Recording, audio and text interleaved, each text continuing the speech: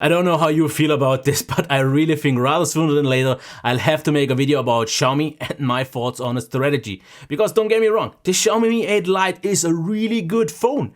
But it also kinda came out of nowhere, and the question now is, has anyone actually even asked for a phone that in my opinion is nothing more than a slightly bigger, but therefore also slightly watered down Mi 8 SE?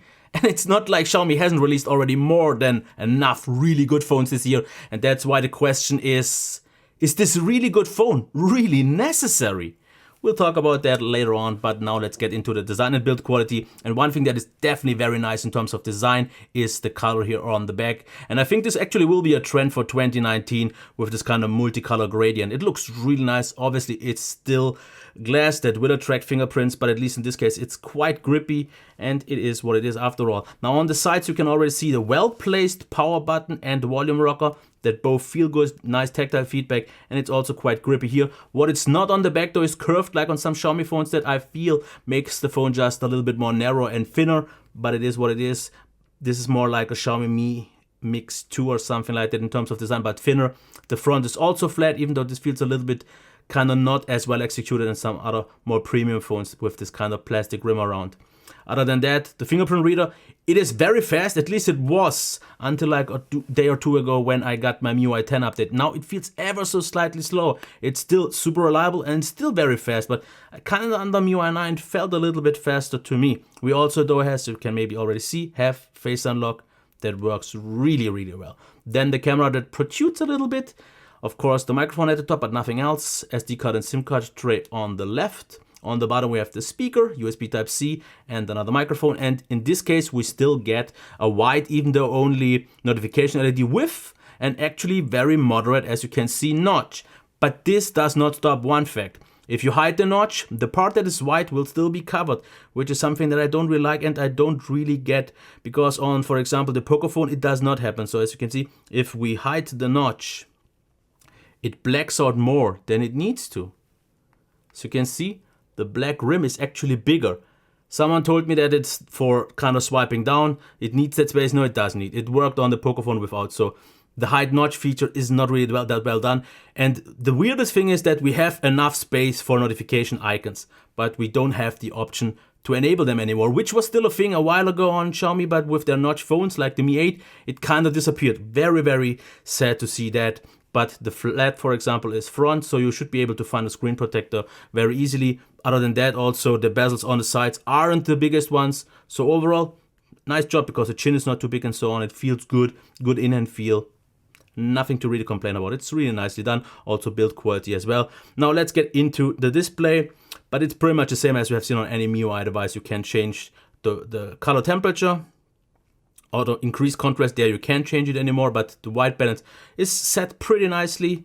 Shouldn't be an issue, and we have standard. Now let's check the qualities. I have to say, since it's an IPS display and not the highest quality one, the blacks aren't like super deep. Viewing angles though are absolutely not an issue. Maximum brightness on white was at 530 lux. Good average level, absolutely good enough, I would say. For outdoor use, colors are really nice, especially if you use increased contrast. They look very nicely saturated, but not over the top, still realistic. So a pretty nice display. It doesn't blow me away with 1080p these days and so on, but for this price, I don't think you can really expect a definitely much better display. Now let's get into the next thing, which would be the sound, and check the speaker.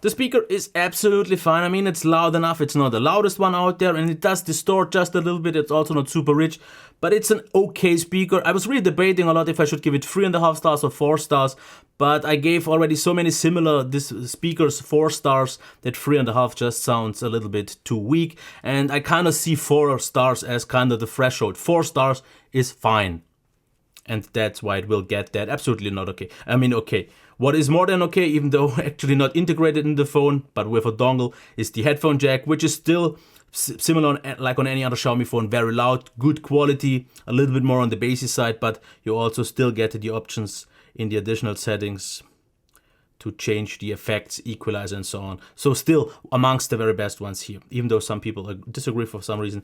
Let's check the performance now, I would say. And I have to say one thing. It got a little bit better with MIUI 10 that I got 2 days ago. But it also got a little bit weird because especially after the first reboot, it was very inconsistent. But usually scrolling seems a little bit smoother. It feels a little bit more lightweight.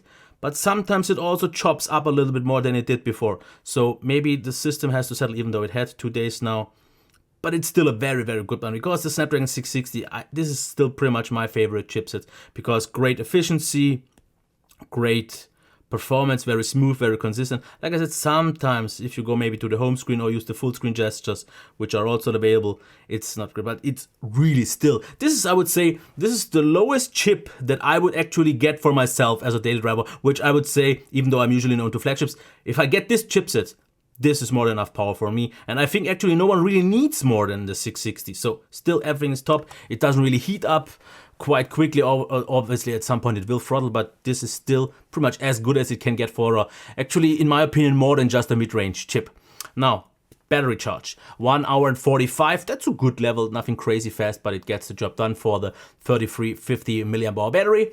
But the battery life, once again, due to the really good efficiency of the Snapdragon 660, is really, really good because it's not too big of a battery with this big display. And I got about 6.5, actually too closer on average to 7 hours on mobile data and about 9 hours on Wi-Fi, which is a very good value, about 8 to 9% for an hour of YouTube. And the standby rate for some reason on these mid-range Xiaomi phones is way better than on the flagships, which is something that I simply don't understand because my Xiaomi Mi Note 3 that has a Snapdragon 660 as well doesn't run that well. But yeah, let's check the software, and it's actually quite handy that I got it already running with MIUI 10 because you can see the kind of layout changes. For me, it doesn't really change the overall appearance of this phone because we still don't have an app drawer.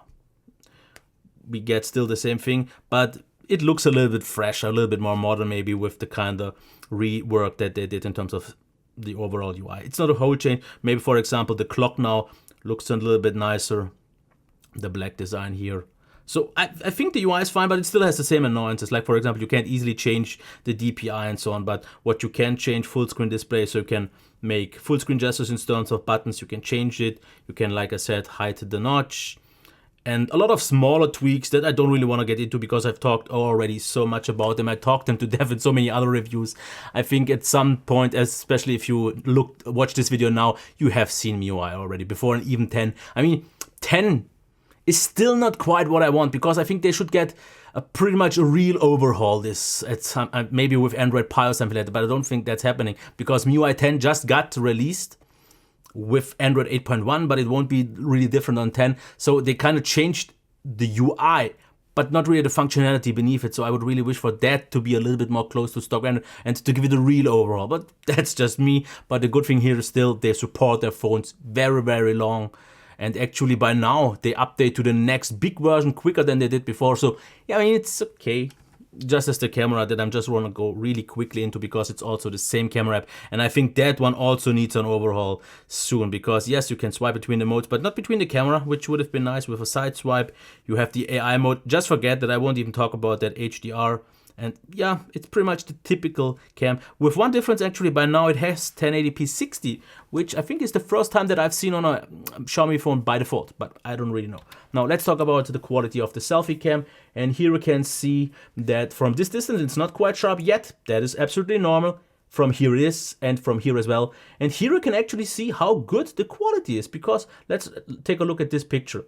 Really nice. Sharp colors, good, everything else. And even their bokeh mode, I have to say, is amongst the best one. Yes, it's not perfect here, for example, but this is really, really well done because everything off me is sharp and the rest, as you can see here, gets in a nice blurry background. So I think they've perfected this very well for just one camera, and from a brand that usually doesn't have the best camera app and processing and so on, but they're definitely getting way better what they did for a while ago still on their front cam. So really, really good. Yep, absolutely.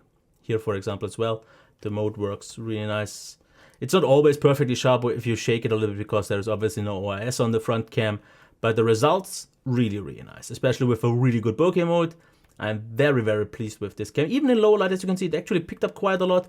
With the flash here, it gets a little bit better. Here, for example, in ultra low light, just with a street lamp a little bit further away. Yeah, maybe not perfect, but usable. And yes, my face really was that red earlier on. Now, let's get outside and check what we got in normal weather. So not super bright, as you can see. Nice detail. Autofocus, I don't know why, but since I think the Mi Mix 2S, they kind of nailed the autofocus, because autofocus is super reliable. Always gets it done really well. Nice sharpness. It doesn't look really soft, so you shouldn't really change anything. Colors look really natural. The HDR mode pushes light a little bit more, so also quite pleasing. I would just say do whatever you want. Leave it on or off. It does a good job in both cases. This actually with HDR looks a little bit overexposed. This looks more natural. Usually their HDR is actually doing the opposite, but like this time. But yeah, I don't know. But all pictures still look very nice. Overall, very pleasing. And compared to the Pocophone, I have to say, I gave that one 4.5 stars for the main cam, but seeing this now, also giving it 4.5, I should have maybe knocked down the Xiaomi a little bit more, the Pocophone. I'm not quite sure why I gave it that high of a regarding camera, because side by side, the Mi 8 Lite definitely looks better. And then super low light, this is okay, it's not super sharp, but the colors are okay and so on. With flash, yeah, overexposed and not that sharp. Here, for example, as well. And in case you actually think that my reviews for the camera are a little bit too long by now, just let me know. Because especially with the ultra low light pictures now, it just takes up a little bit more to talk about it. And as you can see, what it does actually, it overexposes a little bit too much in the dark, where, for example, this fringing happens and it just gets too bright, because it wasn't nearly as bright as it tries to show the picture. So it tries a little bit to do more than it should. Other than that, low light is still fine, as you can see. It's noticeably more blurry without the flash, but it's not really grainy. So still okay, absolutely okay. And here we can see a few more pics. Looks absolutely nice. I mean that's for me, for normal situations, absolutely good enough. More than good enough. Now let's check 4K 30. And it's the same kind of thing. We don't get stabilization. I mean, it's okay for me. I prefer sometimes a little bit more natural of a shakiness if it's not that kind of weirdly stabilized like on a gimbal. But quality is okay. You still see on fast movements some artifacting going on where they could maybe bump up the bitrate more. But the quality on its own, if it's just recording something, is nice. And I'm not even going into 1080p 30 frames, but 1080p 60, because this is the first time they introduced that, and just look of how bad it works. I'm not quite sure. They definitely have to fix this. The autofocus is crazy pumping, and it's not really knowing what to do. Maybe they haven't really figured out 60 frames yet. That's why they didn't really include it before.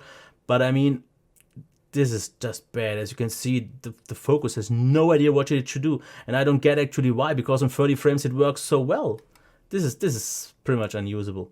In case you want to use 1080p, you can use it stabilized, which almost looks too stabilized for me, but it also looks noticeably less sharp and less detailed than 4K. So I would rather sacrifice having stabilization, but therefore just sticking with a way better video.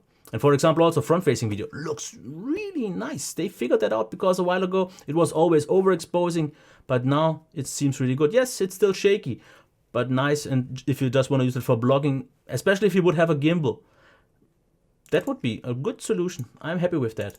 Now inside, yeah, the mic is still not the greatest one, especially if you are a little bit further away. Even though the crop isn't too big, the quality is still a little bit thin. And actually what many phones from Xiaomi didn't do recently, but did a while ago, it drops frames. It slows down in lower light. But the quality, like I said, is still pretty nice. And we are at about 40 minutes, and well, I can't get these reviews any shorter. Nice phone, obviously, like I said, and there is nothing really everything wrong. I mean, nothing is really wrong with this phone, because the display does the job just fine, the speaker does the job just fine, the performance is really good, the battery life is really good, the build quality is nice, the design is nice, the camera is nice. So really good job, but just think about the price and the value, and if you really need this phone and such things. Because for example, I think something like the Mi 8 SE is smaller, but a little bit higher quality after all, even though it's just minor things.